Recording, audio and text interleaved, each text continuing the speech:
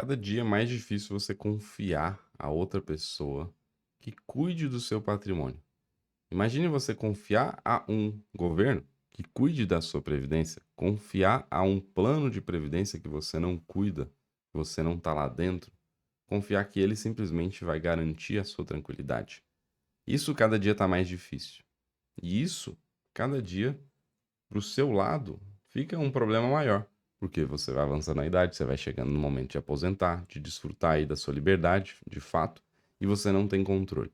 Esse é um efeito que acontece, é normal, e por isso que nesse vídeo eu vou te ensinar fundamentos para você aprender a montar a sua própria previdência, o seu dinheiro pagando a sua rentabilidade, os seus investimentos. Você fazer isso desde hoje, seja você já tendo ou não um patrimônio. Eu vou ensinar alguns pilares aqui para você entender o fundamento por trás de uma previdência e como que você pode montar a sua própria. Antes de mais nada, a gente está aqui hoje, sexta-feira, o último dia para você participar do método C3, tá? As inscrições fecham hoje, R$ 23,59. É a nossa metodologia completa para você aprender a comparar os investimentos da forma correta. Mas antes de comparar, você tem que conhecer, tá? Então, o primeiro pilar é conhecer, comparar e depois comprar. A maioria das pessoas olha um investimento, nem sei direito o que que é, mas vou comprar. Quando você faz isso, você sofre vários problemas. Primeiro, investimentos que não se encaixam no seu perfil. Segundo, investimentos que de repente pagam juros em momentos que você não tem por que receber juros. E quando você recebe, você tem um problema grave de imposto no longo prazo. Investimentos que você fica girando a carteira porque não sabe qual o melhor investimento. Também gera o mesmo efeito, fora os investimentos injustos, com taxas que não fazem sentido. Eu te ensino a comparar e você perceber se a rentabilidade que estão te ofertando faz sentido ou não. Se é um golpe, em outras palavras, se alguém está se apropriando de uma parte do seu dinheiro de uma forma injusta, ou se não, ou se de fato é bom. Tá? Então, é para isso que serve o método C3. E as turmas fecham hoje, então por isso esse alerta até maior aqui no vídeo, porque depois a gente entra em lista de espera e talvez a gente nem abra outra turma tão breve assim. E a gente vai aqui direto para o Excel para eu mostrar para vocês o seguinte: como é que funciona hoje um plano de previdência? Você foi lá no banco, lá numa corretora e contratou um plano de previdência. Primeiro que você tem duas formas de previdência: PGBL e VGBL. A primeira diferença entre elas é uma letra, P e V. Essa letra P, pensa em imposto, tá? Pensa nessa palavra que você vai entender bem e vai memorizar isso. Pensa no P como imposto. E o V você pensa em qualquer coisa. Esse V aqui é vida e o P é plano no nome deles. Plano gerador de benefício livre, vida gerador de benefício livre. Tá? Mas pensa no seguinte, este plano aqui é um plano que você tem que tomar extremo cuidado. Extremo cuidado, mas você tem que ter um. Olha só, você tem que ter um PGBL. Isso aqui já vale dinheiro, já essa dica aqui. Porque é o seguinte, quando você investe num cara desse aqui, você consegue abater da base de cálculo do imposto de renda. Por exemplo, você teve lá de renda no ano 150 mil. Vamos fazer essa suposição aqui. 150 mil de renda no ano. E aí, você vai ser taxado lá, vamos supor que uma taxa média, 22%, que sempre tem a taxa efetiva lá do imposto, é uma confusão. Imagine o seguinte, 22%. Então, quanto que você vai pagar de imposto? Quanto que você pagou, né? E no ajuste vai manter? Você vai pagar aqui 33 mil. Essa aqui é uma conta normal. O que acontece? Quando você tem um PGBL, você pode investir nele até 12% da sua renda bruta tributável anual. Palavras difíceis, mas é a renda que incide o imposto de renda. Ou seja, você pode investir aqui 12% desses 150 mil. Então, ó, 12%. Vamos colocar aqui, ó. Quanto que é esses 12%? Você poderia investir nele 18 mil. Não pode investir mais, porque não faz sentido. Você não vai ter benefício nenhum. E depois, no final, eu vou te contar qual o problema desse cara. Sempre tem um problema. 150 mil. 18 mil você pode investir, ou seja, então aqui a gente vai fazer o quê? A sua base de cálculo ficou menor. Esses mesmos 22% vão incidir em cima de uma base de cálculo menor. Então você vai ter aqui, ó, 22% de imposto. Você vai ter pagado quanto imposto a menos? R$ 3.960 de imposto a menos. Olha só. Só isso aqui Tá? Isso aqui eu ensino lá no método C3 com mais detalhes, claro. Mas você consegue fazer um negócio hoje, se você ainda não tem um plano desse, que já vai te economizar muito imposto. Você já vai conseguir, talvez, restituição de imposto de renda só de ter um PGBL, porque você vai ser cobrado em menos. Olha que interessante. Isso só existe no PGBL. No VGBL isso não acontece. No VGBL você pode colocar 100% do valor que você tem lá, do valor que você recebe, porque não acontece este benefício aqui. Então vamos lá. Quando você pensa no PGBL, qual o problema dele? No final, você vai ter investido lá 100 mil, vamos supor aqui, e aí ele teve de rendimento 50 mil. Vamos pôr aqui um longo prazo, tá? Teve de rendimento 50 mil. Então hoje você tem quanto? 150 mil. O normal de um investimento, quando você vai pegar ele, é você ter um imposto de renda aqui. Então você vai ter lá 15%. Na Previdência o imposto pode chegar até 10% depois de 10 anos, se você pegar a tabela progressiva. Regressiva, tá? Melhor dizendo, ela é regressiva aqui na Receita. Aqui na nossa querida Previdência. Então, o normal é você pegar os 10% e incidir sobre os 50%, né? Então, eu vou pagar de imposto 5 mil. Eu vou pegar esses 150 mil, tirar os 5 mil e pronto. Só que aqui não. Isso aqui seria para o VGBL. O VGBL funciona assim, como um investimento normal. Quando você pensa no irmãozinho dele, aqui, ó, quanto que vai sobrar para você? 145 mil. Quando você pensa no irmão quase gêmeo dele, aí muda de figura.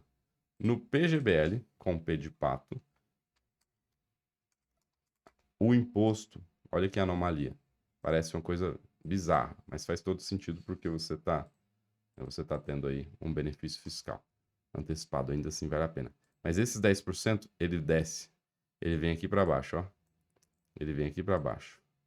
Então o imposto incide sobre tudo que você colocou. Não incide apenas sobre a rentabilidade.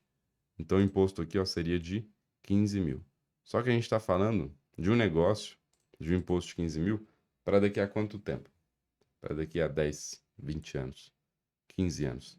Então, esse imposto aqui, 10%, ainda assim, é menor do que os 12% que você teve de abatimento e é 10% daqui a muito tempo. Não é 10% hoje, é 10% daqui a 10, 20 anos. Então, isso aqui não é bem 10%. Se você coloca para um prazo muito longo, isso aqui é 3%. Então, ainda assim, vale a pena. Mas isso aqui você tem que ficar de orelha em pé. Por isso que você não pode nunca colocar mais do que 12% num PGBL. Esse é o fundamento da Previdência. Porque você só vai ter o desconto lá na base de cálculo do imposto de 12%.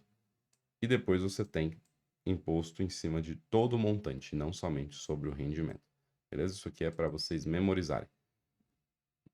P de imposto, então, é o cara que mexe com o imposto aqui, então é só 12%. E quando você pensa em montar o seu plano de previdência, qual o fundamento do plano de previdência? Você tem um período de acumulação e você tem um período de renda. É assim toda a previdência. E qual seria a forma de você montar a sua previdência? Definindo esses dois momentos. Falando, cara, eu estou no momento de acumulação. Então, eu não vou buscar investimentos de renda, porque os investimentos de renda têm características para quem quer renda no momento. Porque você tem sempre lá um imposto de renda. Ah, mas de Matos, no fundo imobiliário não tem imposto de renda. Tudo bem. Você gosta de fundo imobiliário? Mantém. Eu também gosto de fundo imobiliário. Mantém ele no período de acumulação, não tem problema. Mas a maioria dos investimentos que tem renda, cupom de juros, né, juros mensais, são investimentos que antecipam o imposto de renda. Você tem que ir lá, pegar o valor e reinvestir. Então, no momento de acumulação, dê preferência a investimentos que não te pagam renda. Beleza? Que investimentos são esses? Aí você pode escolher tudo.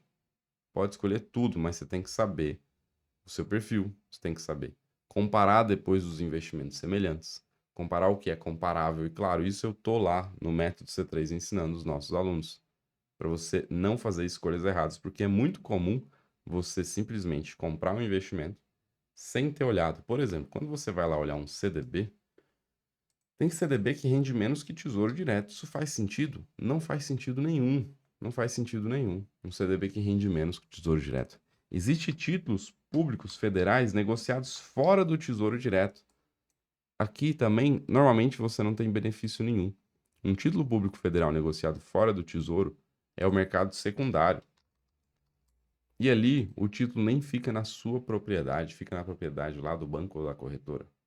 Então, se aquele tiver uma insolvência ali, você não tem garantia nenhuma. Não tem garantia nenhuma que o dinheiro é seu. Quando você compra direto no Tesouro Direto, aí você tem garantia que o dinheiro é seu, tá lá na casa de liquidação, lá na B3, tem certeza que é seu, sem problema algum. E quando é no secundário, normalmente ainda o cara vem com um título com cupom de juros, que não faz sentido para você. É normal, viu? Talvez você tenha o IPCA com o juro semestral aí na sua carteira. E por que você vai ter isso na sua carteira? Porque você não conhecia os investimentos antes e não comparou. E isso resolve como? Claro, com a minha metodologia. Eu falo tanto por quê? Porque os alunos lá estão extremamente satisfeitos e eu quero que você também esteja satisfeito. Comece a tomar decisões melhores nos seus investimentos. As turmas fecham hoje. E aí você tem problemas aqui nesse período de acumulação que tem que ser evitados. Coisas que têm um risco muito alto e você não percebe. Coisas que às vezes é até um golpe e você não percebe. Às vezes tem lá debênture. E uma debênture, você tem que saber a taxa, comparar, né? Olhar lá na Ambima, né? Qual que é a taxa justa aqui para esse cara, para você poder, de fato, comprar uma coisa que faz sentido. Eu não gosto de debênture porque é renda fixa com risco de bolsa, tá? Então, para mim não faz sentido, mas às vezes você gosta, tudo bem. Quando você pensa até nos CDBs de novo, às vezes você está comprando de um banco que é muito pequeno e você está comparando aquele 120% que ele te oferece com 105% que outro lugar te oferece. Por que tem rentabilidade diferente? Primeira coisa é o risco. O risco já define isso aqui. E como é que você compara, né, o risco de um banco com outro banco? Você pode entrar lá, por exemplo, no site do Banco Odata, que já compila todos os dados lá do Banco Central. E aqui você vai conseguir ter uma noção do banco. Como é que você pode ter essa noção? Olhar endividamento, olhar Basileia. Você pode olhar também aqui a alavancagem. Você pode olhar também, vou pensar aqui, ó, resultado operacional, para saber se essa operação do banco está dando certo. Tem várias coisinhas que você pode olhar para você tomar uma decisão melhor. E não é olhar só o último, é olhar o passado. Tá? Porque normalmente quando um cara te oferece 120% é porque ele está em apuros. Ele está em apuros correndo o risco de fechar. Aí ele faz uma marketing danado, coloca banner no aeroporto de Congonhas, isso e aquilo outro, te oferecendo lá uns 120%. Você acha uma maravilha. Você vai lá e investe nele, mas você não faz ideia do risco que você corre. Mas de Matos, tem o FGC. Tudo bem, FGC é uma coisa que te dá um pouquinho de segurança, mas o FGC não resolve todas as questões, porque o FGC só tem 0,5% do total de Matos. É sério isso? A gente abre aqui agora. Olha aqui, vamos lá. Você vem aqui, ó, FGC, coloca no Google. E aí, acho que tem um link direto? Não, tem não. Mas você vai vir aqui sobre FGC, garantias associadas aqui, informações, demonstrações financeiras. Vamos pegar aqui as publicações deles, é até melhor. Publicações. Olha aqui. Relatório do censo, não, clientes indenizados, saneamento. Vamos achar aqui, ó. Estatísticas, imóveis, demonstrações, talvez esteja aqui mesmo. Pronto, é isso aqui que eu queria, ó. Relatório semestral. Este arquivo aqui deles vai te dizer uma coisa muito importante. Que às vezes você simplesmente confia em FGC e fala, pronto, vou atrás da melhor rentabilidade. Mas olha, num cenário de algo um pouquinho mais impactante, né, um pouquinho mais sistêmico, né, que envolva um banco grande, por exemplo, se esse banco não for recuperado por outro banco, o FGC não dá conta. Eu vou te mostrar aqui com números. Tem as mensagens da administração, é tudo muito lindo. Mas quando você vem aqui para o total de recursos que ele garante e quanto que ele tem de fato para garantir, você vai levar um susto. Vocês estão me perguntando, de Matos, por que você não foi no índice e clicou direto lá? E eu também estou me perguntando isso agora. Mas vamos lá, olha aqui, ó. Aí você fala, não, mas nenhum banco quebra, não. Olha aqui, ó, recente, ó. BRK quebrou, Portocred quebrou, CHB quebrou, da Casa, Banco Rural. Quebra, normal, normal. Porque banco trabalha alavancado. Então ele trabalha com dinheiro que ele não tem. Então vamos lá. Se a gente vai descendo aqui, ó, tá aqui. Eu falei 0,5%, por isso que eu vim aqui para averiguar mesmo este valor. E é 2,28. Então, temos aqui. A meta de liquidez dele, ó, é ter isso aqui, ó. Cadê? Aqui, ó. 112 bilhões. Quanto que tem lá?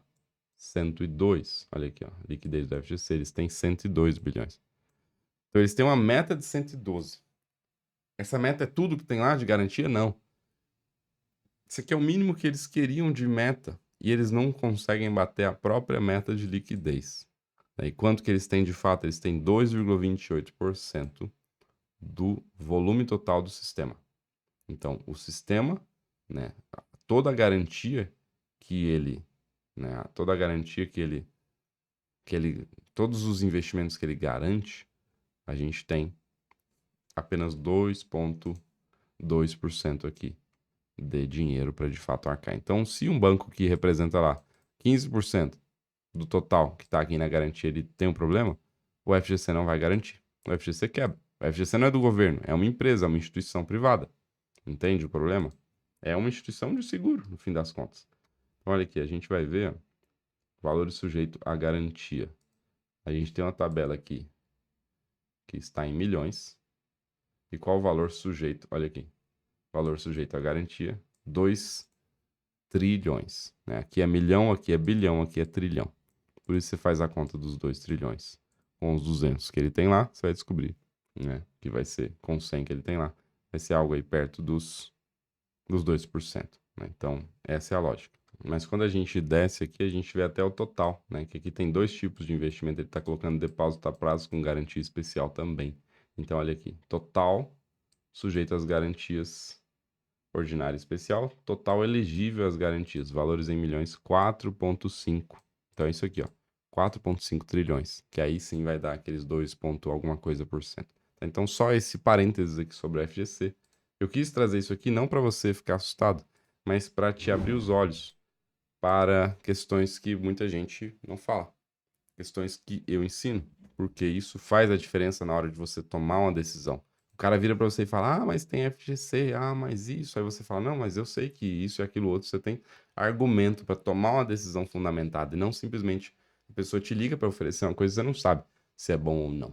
Minha meta é essa, é transformar você numa pessoa que saiba tomar decisões fundamentadas, saiba conversar sobre dinheiro, porque dinheiro é o que vai te garantir a renda lá na frente. Dinheiro é o que vai te garantir a sua aposentadoria. Então, não tem que ser tabu, tem que ser uma coisa livre, tem que ser uma coisa que você entende para não ser um problema aí quando você tiver que tomar decisões sobre isso. Então, no momento de acumulação, você tem que evitar vários erros para você prosperar de fato. E no momento da renda, você tem que saber escolher os investimentos que se encaixam com o seu perfil, com o que você quer, com aquela renda mensal que você precisa. Tá? Então, você monta a sua previdência evitando erros, acertando na hora de investir. Primeiro conhece os investimentos, depois compara e depois você compra. Você vai fazer uma carteira de investimentos, vai chegar no momento que você vai falar: pronto, agora sim eu quero renda desse investimento. E aí tem várias estratégias para você seguir. Existe até a estratégia que vai te dar a maior renda possível, só que ela acaba no final. Existe essa estratégia, que é, por exemplo, com o Tesouro Renda Mais do Tesouro Direto. É um problema ele, porque ele te dá 20 anos de renda, mas depois o dinheiro acaba, que ele te paga a rentabilidade e ele te paga um valor do principal, todos os meses. Você pode sempre conciliar. Pega lá um 2035 e pega um outro 20 anos depois. Você vai pegar um 2055. Então, você teria aqui 20 anos mais 20 anos, no total 40 anos, beleza? Então, aí você já tá lá com 70 anos, mais 40, talvez você fala assim: não, tá bom, né? Eu acho que eu não vou chegar no 110, mas e se eu chegar? Esse é o problema. E se eu chegar? Porque aí teria acabado a renda. Se você pensa numa estratégia de renda a mais, você tem que ter um plano B. Você tem que ter uma outra estratégia junto com essa. Uma outra estratégia, por exemplo, de renda com um CDB, com um Tesouro Selic, com a sua reserva, renda com um fundo imobiliário, ou então você pegar essa renda mensal e investir um pouquinho, tá? Então existem várias formas de você fazer isso.